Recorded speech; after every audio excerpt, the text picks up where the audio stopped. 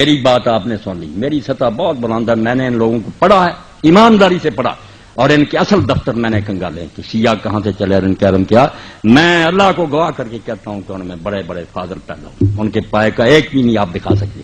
باقی صحابہ کو برا کہتے ہیں جو انہیں پتا چلا، کہنا ہی ہے جنہیں پتا چلا کہ فاطمہ کو مارا حضرت عمر نے، ان کے بازو توڑا اور ان کے بچہ پیٹ سے گرایا، وہ کیوں نہ برا کرتے؟ اب یہ صحیح ہے یہ غلط، روتے ہیں آپ، کتابوں میں لکھا، آپ کہیں گے اس کی سند ضعیف ہے، وہ کہتے ہیں کیا ہمیں اعتبار کتابوں میں راویوں نے میرے بھائیوں لکھ لیا سب کچھ، اب شیعہ اس سے جان نہیں چھڑا سکتے. وہ کہتے ہیں وہی عمر ہے جس نے حضور کو کاغذ قلم نہیں دیا. آپ نے آخر وقت کہا لاؤ میں تحریر لکھ دوں، نکالو. وہ کہتے ہیں اپنی بخاری 6 جگہ لکھا گیا. اللہ کے نبی نے آخر وقت کہا لاؤ سامان، میں ایسی چیز لکھوا دوں میرے بعد گمراہ نہ ہو. کس نے اٹھ کر کہا کہ ہم نہیں لکھوائیں؟ حضرت عمر نے کہا کہ قرآن کافی ہے، ہمیں نہیں حضور کی تحریر چاہیے. کہتے ہیں اس کو کہتے ہیں حضرت اللہ کے رسول کی وصیت نہیں لکھنے دی. اب بات ذرا نہ آپ کھلوائیں، بس جو بات آپ کو سمجھا دی نا کہ ہر شخص بیچارہ پھنسا ہوا، وہ کچھ نہیں غریب کر سکتا، جو کسی نے پڑھ لیا اس کے دل میں بیٹھ گیا. یہ نہ کافر ہیں نہ بے دین ہے، رسول اللہ کے دیوانے ہیں. اب جن غریبوں کو سمجھ آئی کہ انہوں نے حضور کے خاندان سے بعد میں بڑا ظلم کیا، بی بی فاطمہ روتی ہے ان کے ہاتھ سے مری، وہ کیوں نہ برا کہیں ابو بکر اور عمر کو؟ جن کو پتا چلا نہیں وہ تو اچھا سلوک کرتے، وہ غریب کہتے ہیں ان کی عزت کریں. یہ بیچارے بعد میں جو ہم پیدا ہوئے ہمارے بس میں کچھ نہیں ہے. لکھنے والے وہ بھی لکھ گئے، وہ علماء ان کو ممبروں پر سناتے ہیں کہ کون فاطمہ کے گھر پر آگ لے کر گیا تھا، جس نے دروازہ گرایا اور فاطمہ رضی اللہ عنہ کے پیٹ پر گرا اور ان کا بچہ گر گیا، اس صدمے سے مری. یہ کتابوں میں درج ہے کہ حضرت عمر نے یہ کام کیا. وہ کہتے ہیں اس عمر کو کہتے ہو کہ نیک کو. اب جو یہ سنیں گا آپ دل پر ہاتھ رکھ کے وہ گالیاں نہیں دے گا تو اور کیا کریں؟ آپ کے علماء کریں گے یار یہ جھوٹی کہانیاں، وہ بھی سنی بات کہیں گے جھوٹی، موقع پر نہ وہ تھے نہ یہ تھے. لکھنے والوں نے ظلم بھی لکھ دیے، لکھنے والوں نے ان کے عدل بھی لکھ دی. بعد میں جو پیدا ہوئے غریب پڑھ کے نا، مگر یہ صبر کر جائیں، بالکل ایک دوسرے کو گلے لگا لیں کہ بھائی آپ نے جو سنا اس کو مانے، ہم نے جو سنا اس کو مانے. رسول اللہ کو تو سب مانتے ہیں، آؤ بھائی بن جائیں، مل کر رہیں. وہ بندے اچھے تھے یہ برے تھے، اللہ فیصلہ کرے گا. اس پر آ جائیں انشاءاللہ نا یہود نصارہ کچلے جائیں گے. اور اگر آپ نے یہ بحثیں چھڑی رکھی کوئی عالم مناظرے سے انہیں ختم نہیں کر سکتا. آپ آج سن لیں، میرا یہ ریکارڈ پہنچا دے، دیوبندی ہو بریلوی شیعہ میدان میں آئے، مجھے لے جائیں انٹرنیٹ پر، یہ سارے گروہ بیٹھ لیں، میں اکیلا ہی ہوں گا، منوا دوں گا کہ سارے اپنی اپنی ذات پر سچی. یہ کتابیں نکال لو. اب جس شیعہ نے یہ سنا کہ عمر نے یہ ظلم کیا وہ کیسے نیک کہے گا؟ کرو بات انصاف. اور جو کہتا وہ اتنا نیک تھا وہ برا کیسے کہے گا؟ مگر کتابوں کا کون فیصلہ کرے کہ ان میں سے کون معتبر ہے؟ یعنی ہم کہیں گے ہماری معتبر ہے، وہ کہیں گے ہماری معتبر ہیں. سب کے عالم تہجد گزار ولی روزے رکھنے والے بیچاروں نے جو سنا اس پر لگے ہوئے. خدا کے لیے اس بات کو سمجھنے کی کوشش کریں، جو سنا ہے لوگوں نے اس پر پھنسے ہوئے. کوئی بے دین نہیں مرنا چاہتا نہ کوئی برا. باقی جو پیٹ کی خاطر لڑا رہے ہیں نا ذاکر وغیرہ اور ادھر ہمارے ملا، یہ تو بیچارے ان کا دھندا ہے، ان کی بات نہیں. عالم اگر کھوائے وہ سامنے آئے، میں اس سے بات کروں گا. کیا نکالو اپنی کتابیں. یہ ہدایہ سے بڑی کوئی کتاب آپ کی ہے؟ کیوں اس میں لکھا ہے کہ شیعوں کے ساتھ رشتہ داری جائز ہے؟ کیوں ان کے لکھا ہے کہ ان کے پیچھے نماز جائز؟ یہ شامی نکال لیں آپ. صاف لکھا کہ جو مفتی محمد شفیع رحمۃ اللہ علیہ دیوبندی، یہ تقی عثمانی کے والد سے امداد المفتی یہ نکال. اس میں جب لوگوں نے پوچھا کہ شیعوں سے رشتہ داری، انہوں نے کہا جو گاڑیاں بھی دیتے ہیں حضرت ابوبکر عمر کو ان کو کوئی کافر نہیں کہہ سکتا. اور لکھا کہ جو خلاصہ الفقہاء میں لکھا کہ یہ کافر ہے، قول مخالف للاجماع. یہ خود مفتی محمد شفیع صاحب نے کہ بالکل ردی قول ہے، گالیاں دینے سے کوئی کافر نہیں ہوتا. ایک بےہودگی کہہ سکتے ہیں کافر کیسے ہوگا؟ کافر ہوگا کوئی کمبخت جب یہ کہہ دے گا کہ اب میں محمد رسول اللہ کو نبی نہیں مانتا. یہ کلمہ پڑھ کر اسلام میں آیا تھا، نہ ابو بکر کا کلمہ پڑھ کر آیا تھا نہ علی کا آیا تھا، یہ بعد میں آئے. حضور کا کلمہ پڑھا تھا. جس کمبخت نے اس میں شکدار کر دیا نا کہ اب مجھے یقین نہیں رہا، میں نہیں آپ کو نبی مانتا، کافر ہوگا. صرف وہ حرام نہیں ہوگا، باقی کافر نہیں ہوگا جتنا چاہے مناظرہ کرے. کافر کس سے ہو گیا؟ وہ رسول اللہ کو نہیں مانتا. نبی رسول اللہ یا علی نبی، ابو بکر نبی؟ یہ نبی نہیں ہے، نبی کی امتی. حضور کو ماننا دین ہے، آپ کو ماننے سے نہ ہٹ جائے، بس اس کو قابو رکھے. پھر کوئی بات نہیں، جو سنی ہے بات سنتے رہو. آپ خود ہی صحابہ کو دیکھو گے، رسول اللہ کو نہ چھوڑ دینا معاذ اللہ، اس سے نہ قدم پھسلنا ہے. ایک کتاب ہے جس نے شیعہ مذہب کو برباد کر دیا، صاف کہتا ہوں، وہ سلیم ابن قیس الہلالی کی کتاب ہے، جس کو کہتے ہیں کہ وہ حضرت علی ان کا صحابی تھا. جب حجاج وغیرہ نے پکڑنا شروع کیا چھپ گیا اور جا کے ایک شخص ابان کے پاس چھپا رہا ساری زندگی، اور مرنے کے وقت کہنے لگا یار میرے پاس ایک امانت چلے گی. وہ کتاب دے گیا، پتہ نہیں اس نے دی ہے یا نہیں، ابان نے. اب ابان کے بارے میں آپ علامہ خوئی کی موج مر سارے دیکھ لے راوی، یہ جھوٹے راوی. سارا فساد اس ابان نے ڈالا ہے کہ اپنی طرف سے ایک کتاب کر کر سلیم کے نام لگا دی یا سلیم جھوٹ بول گیا. اس کے علاوہ دنیا میں یہ ظلم کہیں نہیں ہے. یہ جتنی باتیں نا آپ کتابیں نکلوا کر ثابت کریں شیعہ علماء اپنی کتابوں سے کہ یہ راوی سچا بات جس نے یہ کتاب پھیلائی, سارے جرم کے انہوں نے یہ کیا, حضور کے بعد یہ کیا, تو خدا کے لیے شیعہ حضرات بھی توبہ کرنا ہے. یہ ظلم ان کی نے کوئی نہیں دیکھے, نہ سنی, یہ اپنی طرف سے باتیں کریں, یہ بھی موقع پر نہیں تھی. جو بات دلیل سے ثابت ہوتی ہے اس کو لے لیں. میں نے یہ کاغذ قلم کے بارے میں صاف کہہ دیا نا کہ حضرت عمر علی نے جو کچھ کیا غلط. ابن حزم جیسے کہتے ہیں کہ انہوں نے بہت بڑی خطا کی ہے, انہیں کیا حق تھا, حضور لکھوانا چاہتے لکھوانے دیتے. جو بات صحیح ہوگی شاہ صاحب میں وہ کہہ دوں گا, مجھے کسی کا ڈر نہیں, نہ میں پرواہ کر لوں, مگر بات کو بڑھانا بننا چاہیے اپنی حد سے, جتنی ہے اتنی رکھے. علامہ صاحب بات یہ ہے نا, آپ دیکھیں نا کہ جو مشہور اس وقت صحابی تھے, حضرت سلمان فارسی, حضرت ابو ذر غفاری, حضرت بلال, حضرت عمار بن یاسر, حضرت ابو ایوب انصاری, حضرت مقداد اور حضرت شعیب, حضرت علی علیہ السلام, یہ جو ہے نا اس میٹنگ میں شامل نہیں تھے جس وقت یہ شکیفہ جو ہے نا وہ شکیفہ میں یہ جو میٹنگ ہوئی تھی خلافت کی. تو پھر حضرت علی علیہ السلام نے جو ان کی بیعت وغیرہ نہیں کی تھی, یہاں تک کہ آپ کی دو تین میں نے سیڑھیاں سنی ہیں جس میں آپ نے کہا ہے کہ جی عمر جو ہے وہ آگ لے کے آپ کی بیٹی کے دروازے پر آئے تھے اور وہ دروازے کو دھکا دیا تھا, ان کا بازو ٹوٹ گیا تھا, بچہ شہید ہو گیا تھا. آخر یہ سارا چکر پھر کیوں ہوا؟ یہ شاہ صاحب آپ نے اچھا کیا, میری بات کو دنیا میں بہت شیعہ حضرات نے وغیرہ سنی, میرے خلاف فتویٰ آپ تیار کر رہے ہیں. حالانکہ میں نے جب یہ بات بیان کی اس کا سیاق اور تھا, میں نے یہ نہیں کہا تھا کیسا ہوا, نہ میں اس کا قائل ہوں.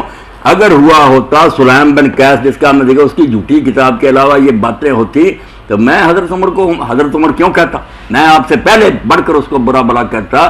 یہ سارے قصے کہ دروازہ توڑا گیا, آگ لگائی گئی پیٹ پر, یہ جعلی لوگوں کی روایتیں, شیعوں کی بھی میں نے دیکھ لی, ان کے بھی کوئی اس کے معتبر راوی نہیں, بنائی ہوئی بات ہے, ایسا کوئی قصہ نہیں ہوا.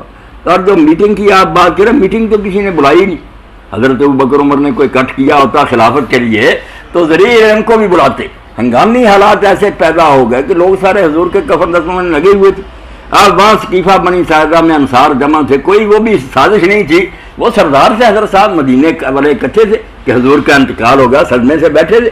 وہاں یہ بات چھڑ گئی اور چھڑنی فطری تھی کہ حضور کے بعد اب کیا انتظام ہوگا, اور شاید کوئی منافق بھی گھس گیا ہو کہ خانہ جنگی کرا دیں. وہاں بات چل گئی کہ مدینے والوں سے زیادہ حق کس کا ہے, ان کا شاعر ہے, انہوں نے حضور کا ساتھ, باتیں بھی ٹھیک تھی. سعد بن عبادہ سے زیادہ قابل کون ہے, اس کے حق میں ہوگا.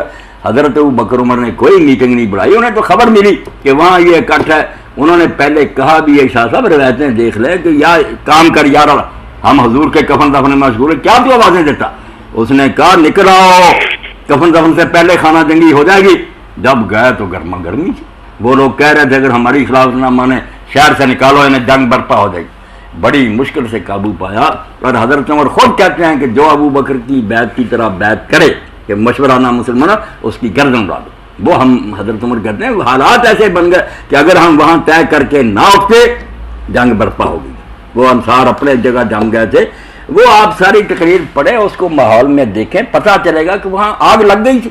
یہ بیچارے کیا کرتے, میٹنگ نہیں بلائی, کوئی انہوں نے اکٹھ نہیں کیا, یہ تو وہاں اطلاع ملنے پر پہنچے.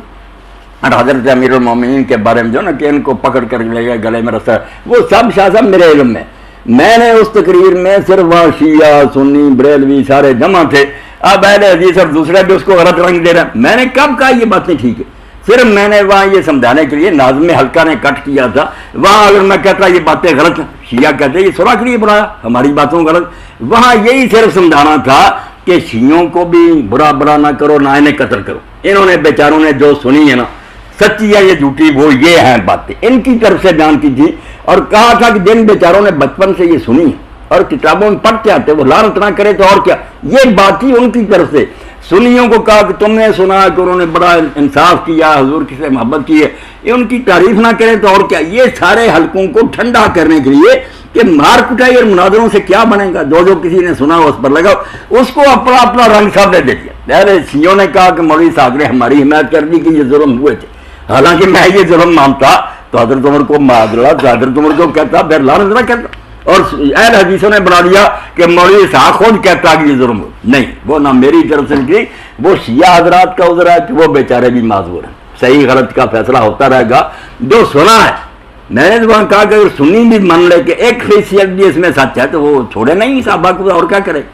مسئلہ تو صرف یہ ہے کہ 1400 سال کی باتیں ہیں، راوی طرح طرح کے ہیں، جھوٹ سارے گروہ مانتے ہیں، کتابوں میں بھرا گیا ہے۔ اب ان کی بنا پر کیا فیصلہ کیا جائے کہ ان کی بات سچی ہے یا نہیں سچی؟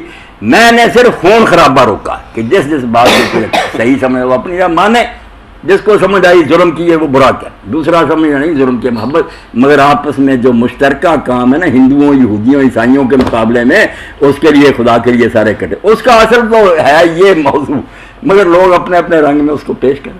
اب شاہ صاحب بتائیں نا، میں نہیں کہتا کیسے ظلم ہوئے ہیں، نہ کسی نے حضرت امیر کو کھینچا، مطلب وہ کتابوں میں تو لکھے ہوئے نا، ایک کتاب ہے نہیں، یہ تو بہت سی کتابوں میں یہ کسی نہیں، وہ نقل در نہ کرے نا شاہ صاحب، ایک بات ہے بخاری نے لکھی وہ پھر 1000 کتاب میں نقل ہو، وہ 1000 نہیں بن جاتی، اس کا سورس جو ہے نا منبع جہاں سے شروع ایک ہے۔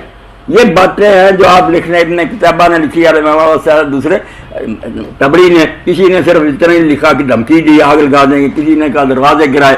اب دیکھنا تو شاہ صاحب یہ آپ بھی کوشش کریں، اپنے شیعہ دوستوں کا میرا سلام پہنچائیں کہ وہ اپنی کتابوں سے نکال دیں کوئی صحیح سند کہ یہ چیز ہوئی ہے، پھر میں کہوں گا یہ ٹھیک ہے، یہ بیچارے اپنی جانب کرتے رہے، مگر جب ان کے پاس بھی کوئی صحیح سند نہیں تو خدا سے ڈرنا چاہیے کہ یہ اگر ان کو لعنت کرنا ہے اور وہ انہوں نے ظلم نہ کیا ان کا انجام کیا ہوگا؟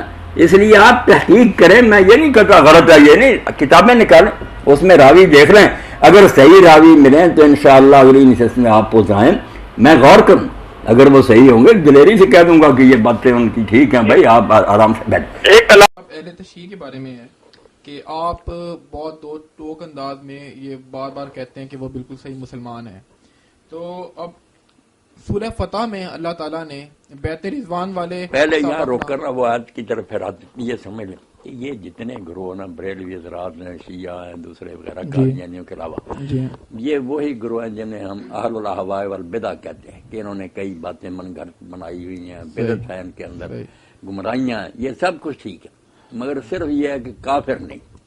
کفر جو ہے نا کہ ایک آدمی سمجھے کہ واقعی رسولہ نے فرمایا اور مانے کہ ہاں رسولہ نے فرمایا مگر میں آپ کو نبی نہیں مانتا، آپ کی بات میرے لیے کیا دلیل ہے، یہ ہے کفر۔ اگر وہ کہتا کہ مجھے اس روایت پر اعتماد نہیں، اس کے راوی کمزور ہیں، یا اس کا معنی یہ نہیں دوسرا، تو پھر بے شک اس کی تعویل اور شبہ کتنا غلط اور باطل ہونا، وہ کافر نہیں۔ اس نے یہ نہیں کہا کہ میں قرآن نہیں مانتا یا رسولہ نہیں مانتا، یہ غلط تشریح کر رہا۔ تو یہ اور ہمارے اس جمعہ کا خطبہ بھی یہ تھا کہ شبہ فاصلہ جو نا وہ غلط خیال کتنا غلط ہو، مگر جب انہوں نے پناہ لے لی کہ اس شبے کی وجہ سے ہم نہیں یار مانتے یہ بات، تو پھر وہ کافر ہونے سے بچ گئے۔ اگر کھلم کھلا کہتے بغیر کسی شبہ کے کہ بالکل ٹھیک ہے یہ بات مگر ہم نہیں مانتے اس کتاب کو، نہ اس نبی کو مانتے، یہ سارا کفر۔ بس میرا کہنا یہی، یہ نہیں کہ یہ لوگ بدعتی نہیں یا ان میں گمراہیاں نہیں، سب کچھ ہیں، یہ گمراہ اور ضال فرقوں میں سے ہیں، مگر کافر نہیں، کفر نام کی کوئی بات آپ کریں نا۔